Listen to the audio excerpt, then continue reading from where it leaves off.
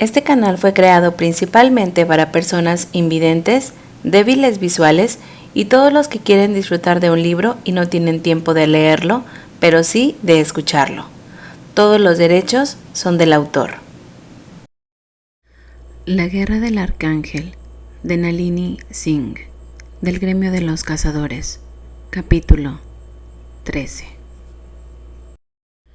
Un beso de calor dentro de él, un pulso de vida desafiante, un pedazo del corazón de Elena, negándose a entregarlo al frío inmortal. Rafael apretó su mano. Voy a volar hacia abajo y asegurarme de que no haya peligros ocultos.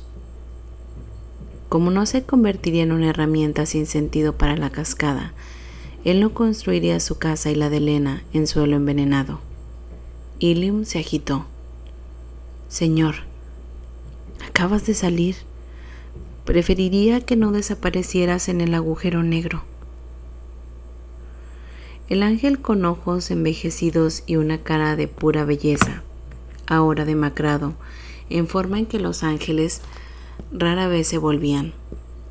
Era demasiado joven para dar órdenes a Rafael. Su relación era muy diferente de la que Rafael tenía con Dimitri. Rafael había conocido a Ilium como un recién nacido. Lo conocía como un niño ángel difícil de manejar, con alas que apenas podía controlar. Había visto al joven Ilium enamorarse tan locamente que su corazón se había roto para siempre con la pérdida de su amante mortal. Y él había conocido a Ilium como un joven guerrero que lloraba la partida de un amigo que había quedado atrapado dentro de su propio tormento por 200 años. Todas estas cosas y más formaron los lazos entre Rafael e Ilium. Yo no tengo nada que temer ahí abajo, dijo, porque el mayor riesgo estaba en su sangre, en el poder que buscaba constantemente convertirlo en un arma del caos. Li Yuan se creía una diosa, por lo que él debería ser un dios. La cascada no era más que un martillo contundente. Si no puedo contactarte, Ilium apretó la mandíbula. Volaré para buscarte. Esperemos que no llegue a eso. Rafael entró en el abismo, sus alas extendidas para controlar su descenso. Sus primeras no llegaron a tocar los bordes. En algunos lugares, las paredes a su alrededor eran vidriosas, o la energía que había liberado había solidificado minerales naturales en una especie de vitral, o pedazos de su hogar se habían adherido a la tierra. Aquí y allá vio algún artículo extraño que reconoció. Una cuchara, parte de una barandilla de la escalera, pero la mayoría había sido pulverizada. La tristeza cantó una canción inesperada en su corazón. La casa del enclave era donde primero le había hecho el amor a Elena. Era un lugar al que todos sus 7 habían llamado hogar muchas veces a lo largo de sus vidas. Fue donde había comenzado una amistad con Elijah y era la casa en la que su madre había venido para quedarse después de despertarse de la locura. Pero había construido esta casa como un arcángel solitario. La reconstruiría como una mitad de un par irrompible. La mayor parte de la tierra está simplemente compactada, le dijo a Ilium en su mente. Debería poder agitar a la suciedad para que las paredes colapsen hacia adentro, eliminando la mayor parte del agujero. Si queda espacio, lo llenaremos con tierra excavando en otras áreas. Ese nuevo rascacielos se está construyendo en Soho, dijo Ilium. Toneladas de tierra están sentadas alrededor. Pondré un escuadrón en espera para transmitir todo lo que necesitemos. Rafael continuó su descenso. No había marcas de quemaduras, nada que indicara un fuego furioso. solo cosas aplastadas y rotas que hablaban de la violencia del poder dentro de él. A mitad del camino se detuvo y colocó su mano dentro del suelo siniestro, en leve calor. Un eco, una huella, dejada por la energía que se arrastraba por sus alas y vivía en su torrente sanguíneo. Siguió cayendo. Un destello le llamó la atención.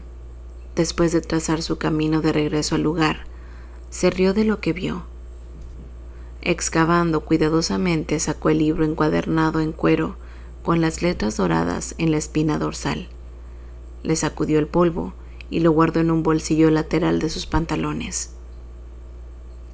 Elena estaría horrorizada de que, de todos sus libros, fuera el tomo de Imani sobre la etiqueta angelical el que hubiera sobrevivido ileso.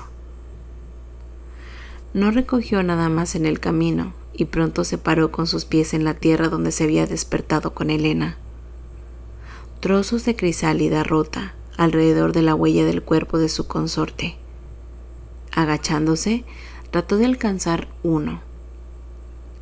Se derrumbó en polvo tan fino que era niebla en el aire. Nada más que un caparazón deshecho. Desprovisto de la energía de Elena, no podría existir. Él por sí cualquier caso, tomó una muestra del polvo para los científicos y la guardó con el digno tomo de Imani. Cuando volvió a ponerse de pie, se encontró buscando una mente tan vieja que hizo que le dolieran los huesos. ¿Cassandra? Silencio. Ni siquiera el lejano murmullo de una presencia. Sin embargo, no tenía dudas de que el escudo de lava había sido suyo. Tal vez ella ni siquiera se había dado cuenta. El acto hecho por los últimos vestigios de su mente consciente. Tendría que hablar con Elena, confirmar si sintió algún remanente de la conciencia de la antigua. El arcángel con el terrible don de la previsión siempre se había hablado más con su cazadora. Elena era la profesión de Cassandra. Después de echar otro vistazo para asegurarse de que no se había perdido nada, Rafael extendió sus alas y comenzó el vuelo hacia arriba. Echó un vistazo a las paredes mientras él volaba, pero lo único que recuperó fue una cuchara doblada y torcida en una forma tan extraña y complicada que pensó que Elena lo encontraría intrigante. Mientras la metía en el bolsillo, pensó si ella querría decorar su nuevo hogar ella misma, y se rió ante la repentina impresión de absoluta negación horrorizada, que salió fuerte y clara. ¿Cazadora del gremio? Él no se había dado cuenta de que le había alcanzado hasta su respuesta. Vete, estoy durmiendo. Un gruñido de palabras. Desperté con la imagen de pesadilla de tener que elegir colores de pintura y alfombras para comedores y salones formales. Yo puedo hacer un nido de nuestra suite, pero para el resto estás solo. Su mente ya estaba desvaneciéndose mientras decía las últimas palabras, su cuerpo demasiado exhausto para hacer otra cosa que descansar. Pero ella lo había dejado con una sonrisa en su rostro. Los dos pondrían su huella en la casa de manera que importara, con elementos que tenían significado para ellos. Pero de lo contrario, confiaría en Montgomery. Como Rafael había hecho una vez antes. Un arcángel relativamente nuevo en ese momento se había comentado convivir en la primera interacción de su torre. El personal de su hogar consistía solo en su cocinero, Sibya y su asistente. Fue Nea quien le había aconsejado construir en el enclave su casa. Esta tierra es joven como tú lo eres, le había dicho en su visita. Te queda bien, pero tu torre es una construcción tosca. Algunos en la cátedra mirarán hacia abajo por tu falta de una corte formal y te considerarán más débil debido a eso. Tú debes construir una residencia adecuada para un arcángel. Durante la construcción, a la que Rafael había prestado su fuerza, había comenzado a observar que nada estaba fuera de lugar en ciertos momentos del día. Las herramientas eran limpiadas y afiladas. Agua, hidromiel, alimentos y suministros de sangre provistos como aparatos de relojería, artículos rotos reemplazados y los desechos quitados. Cuando le preguntó a Dimitri quién era el responsable, le presentaron a un vampiro de cabello oscuro que encontró sus ojos solo un destello. Las cicatrices físicas de su vida humana como un sirviente eran aparentes en su rostro y en la parte superior del cuerpo.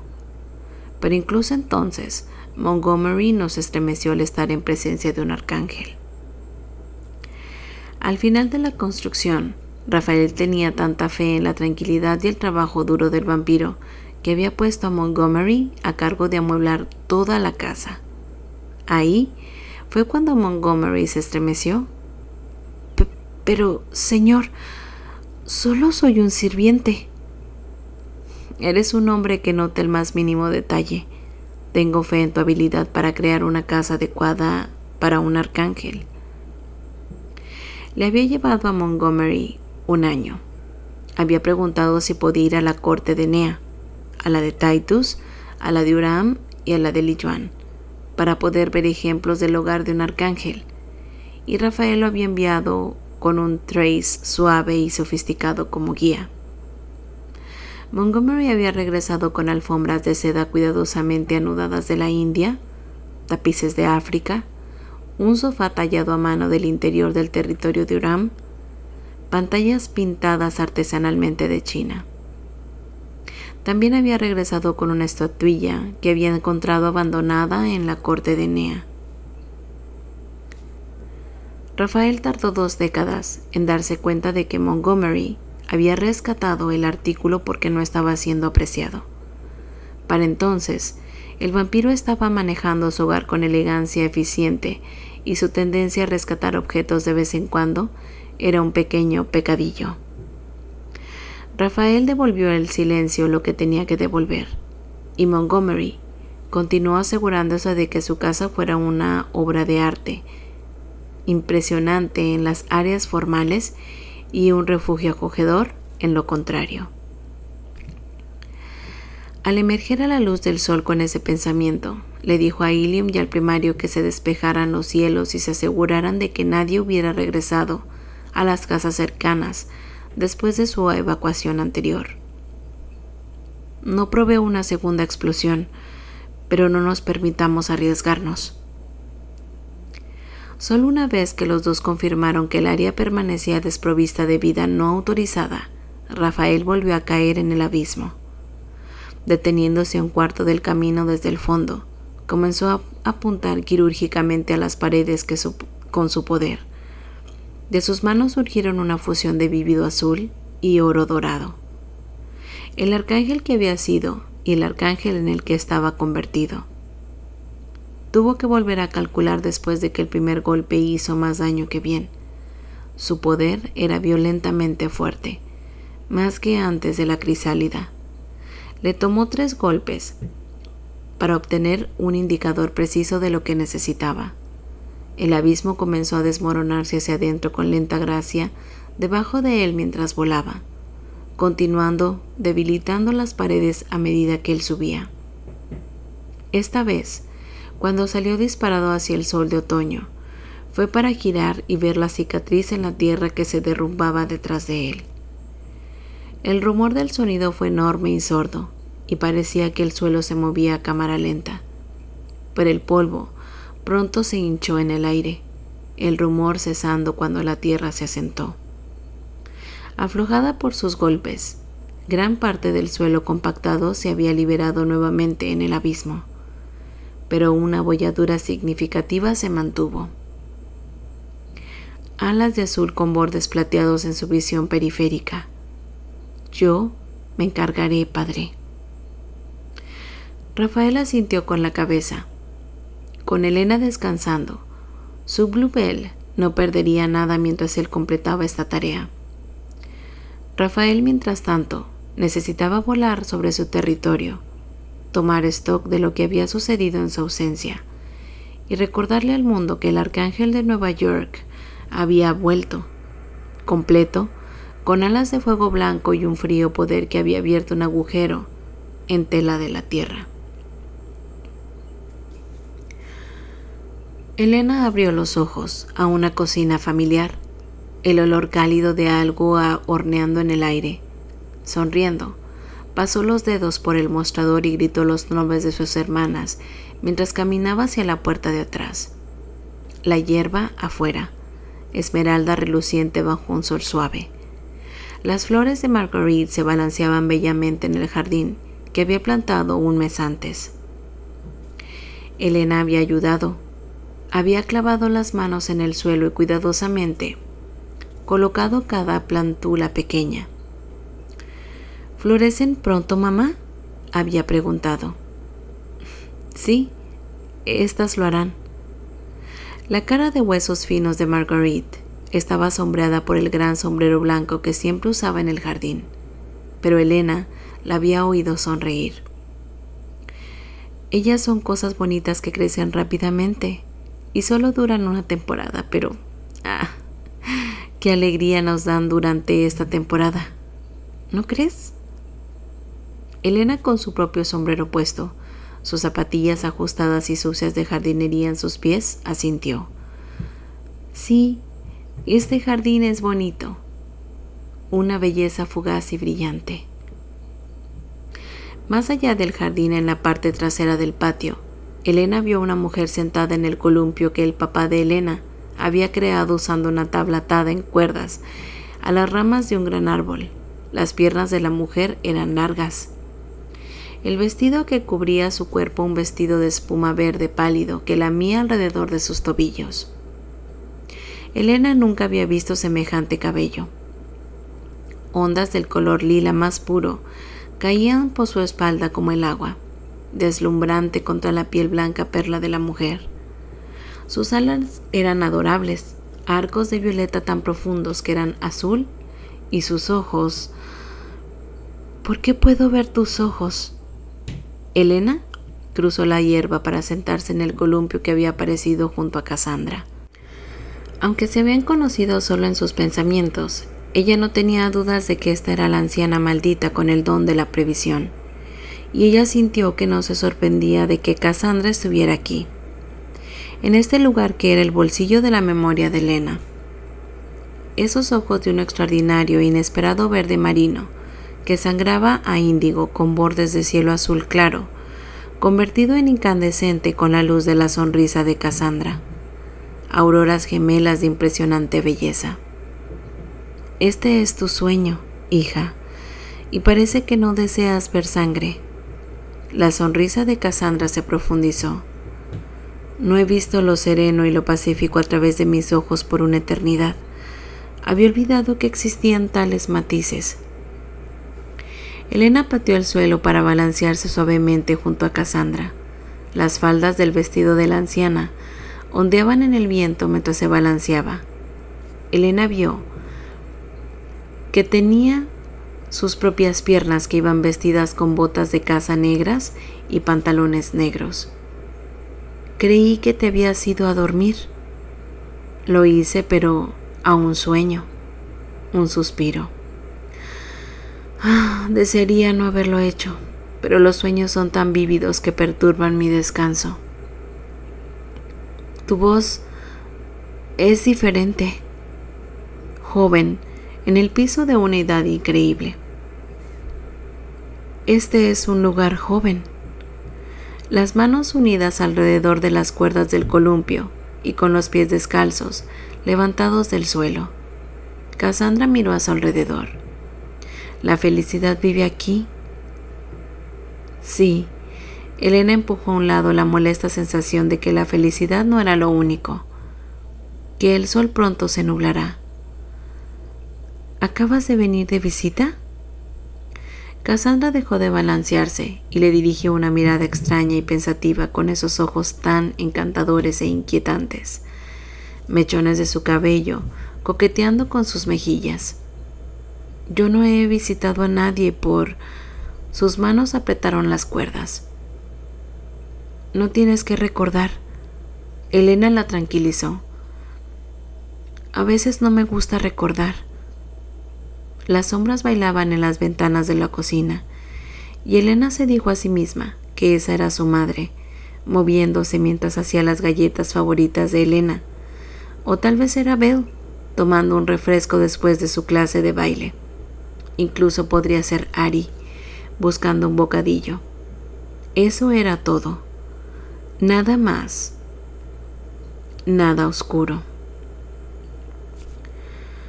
Nunca ha sido recordar el problema. Es la visión. A pesar de la oscuridad solitaria de sus palabras, Cassandra comenzó a balancearse nuevamente. Yo vine a darte un regalo, profecía mía, pero me resulta difícil formar el pensamiento. La mayor parte de mí está durmiendo. Todo también estoy descansando, compartió Elena, repentinamente segura de eso. Mis alas son nada más que color y esperanza. Su espalda se sentía vacía. Faltaba un peso necesario. ¿Crees que volaré de nuevo? En el paisaje onírico, la potente emoción de la pregunta era una nube distante en el horizonte. El cabello color lila fluía detrás de Cassandra mientras empujaba más y más alto en el columpio. Ella no respondió durante mucho tiempo, pero eso estaba bien, porque Elena también se balanceaba. Fue de golpe cuando escuchó a Cassandra hablar de nuevo. «¡Estamos volando ahora!» Elena se rió y pateó sus pies aún más fuerte. Y olvidó que Cassandra estaba en su sueño por una razón. Hasta aquí el capítulo 13 de La Guerra del Arcángel. Si este capítulo te gustó y todas mis narraciones, te invito a suscribirte a mi canal y por favor, comparte.